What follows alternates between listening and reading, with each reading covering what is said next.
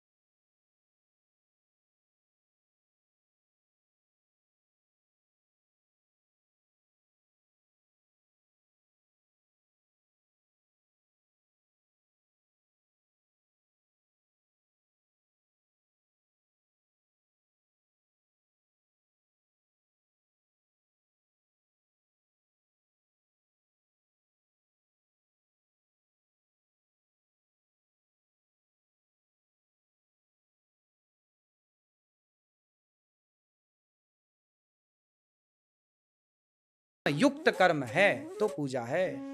यदि आपने धर्म युक्त कर्म नहीं किया तो वो कर्म पूजा कैसे बनेगा? इसलिए कर्म कौन सा? धर्म युक्त। क्या आपके कर्म में धर्म है? नहीं है, तो फिर वो कर्म पूजा कैसे? आपके कर्म में धर्म जुड़ा है।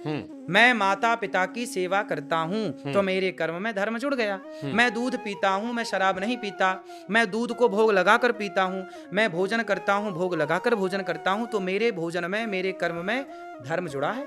भगवान जुड़े हैं, रामो विग्रहवान धर्मा, भगवान जुड़े हैं, ईश्वर जुड़ा है। जुड़े हैं तो क्या हुआ? मेरा कर्म क्या बन गया? धर्म बन गया। अब मैं गलत काम करने लग जाऊं तो वो गलत काम में क्या पूछा जाएगा? मैं किसी को एक थप्पड़ मारूं, मैं एक बच्चे को परेशान करूं तो मेरे से पूछा जाएगा। मैं बच्चे को परेशान करूं तो वो भी तो कर्म कर रहा हूं ना, लेकिन पूछा जाएगा ना ईश्वर के द्वारा, क्यों? क्या ये कर्म धर्मयुक्त था? ठीक है, फिर मुझे अपराध लगेगा, दंड मिलेगा ईश्वर का। इसलिए वो कर्म करिए जो धर्म युक्त है।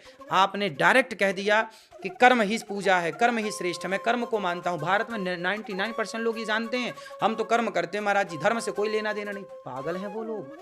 अरे भाई, धर्म के बिना आप किस कर्म की कल्पना करेंगे? ठीक बात। इसलिए धर्म युक्त कर्म करना ही पूजा है। ये पूरा सेंटेंस। अब इस पे हमारा एक सवाल आता है। बिल्कुल।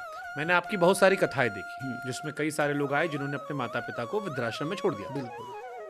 अब ईश्वर के बारे में जितना हमने भी पढ़ा सुना जाना, महापुरुषों से कहते हैं कि माँ बाप की सेवा करना ही असली धर्म कर्म है। बिल्कुल। और अगर वो कर्म कर रहे हो तो ईश्वर भी तुमसे प्रसन्न है कि प्रथम वही है।